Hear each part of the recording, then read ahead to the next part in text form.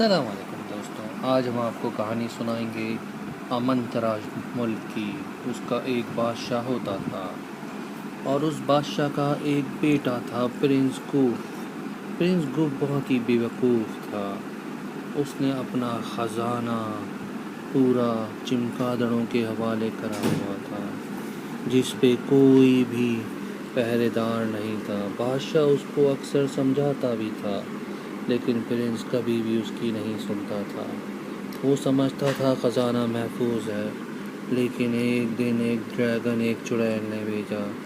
اس نے prince Gogh سے فل fight کی اور پرنس گوف کو اتنا مارا کہ پرنس گوف مر گیا۔ اس کے بعد بادشاہ کو بہت غصہ آیا۔